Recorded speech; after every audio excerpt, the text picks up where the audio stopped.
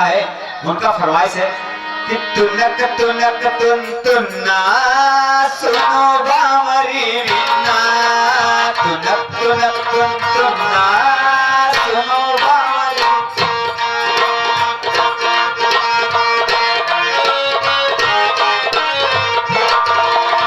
तुनक तुनक तुन तुन्ना सुनो बामरी रीना सुनो बाजी की मैं सुनो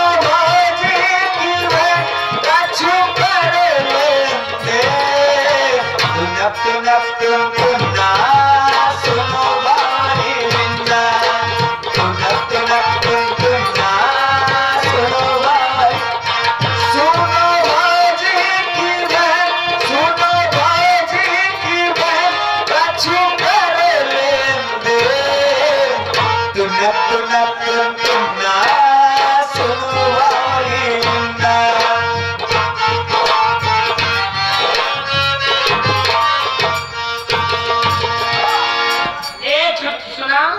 हम लोग जाते हैं उस समय बहुत ज्यादा हो रही ज्यादा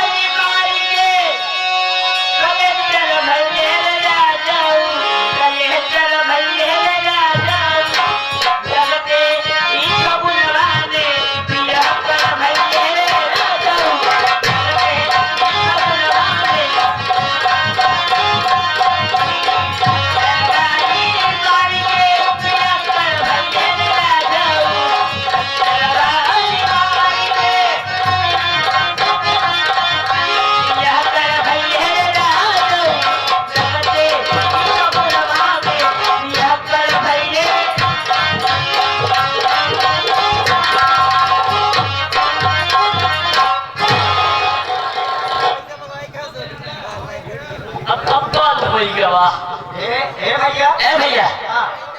अब आवत का लमकी वाली किस भाव में आ रही किस आदत से आ रही है आने तो मास्टर तुरंत झटका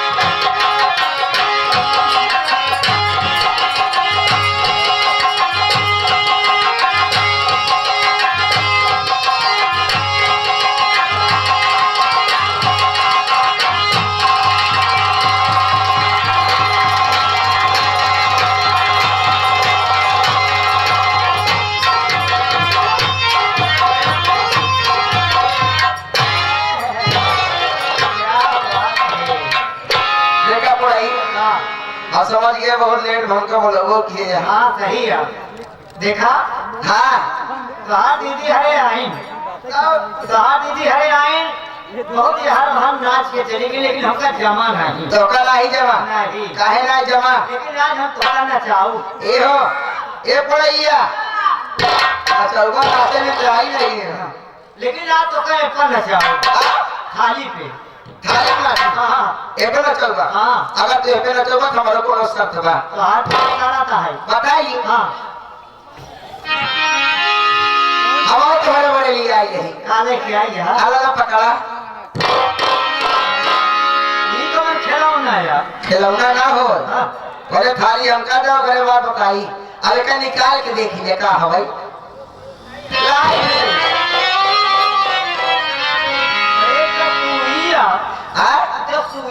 पूछा काहे दिया कहा दी हुआ हम बताई जैसे थाली दिया नाचे बिना उधर तो का दिए सुई अपने गाले में लाई के मके निकाला बस पागल है का बहुत छोड़ दे कह के छोड़ दिए का देखा हम बहुत छोड़ दे देखा हाँ पहले तू नाच के दिखाए जा ओकरे बाद तब बहुए का दिखाई दी एबे नाच के दिखाई दे ओकरे बाद तब दिखाऊगा चला ठीक बा हम नाचब लेकिन भूला जी ने का बड़े जेबा में ले जा ताकि हमें जब मांगत हेराई ना पाओ ठीक है ना चलो ठीक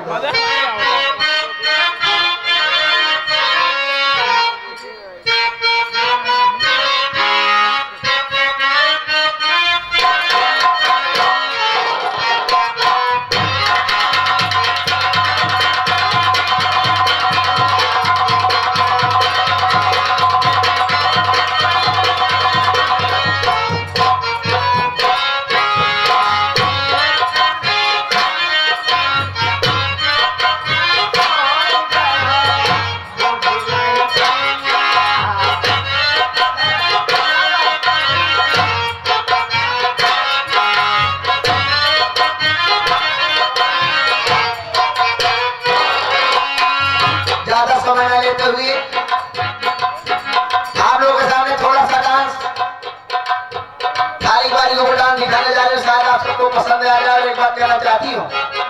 गौर से देखिएगा, ध्यान पूर्वक देखिएगा, अच्छी तरीके देखिएगा।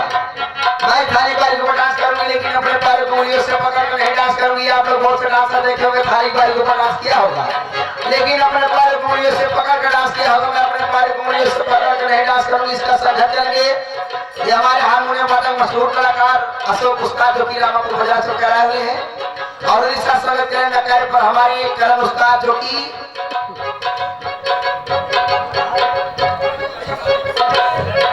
सकलदहा बाजार सरकार भैया बिहार मुंडा, और उन्हीं का स्वागत करें ढोलक पर हमारे अच्छे कलाकार उस्ताद हमारे पिंटू उस्ताद जो ढोलक पर स्वागत कर रहे हैं। तो लीजिए कैसी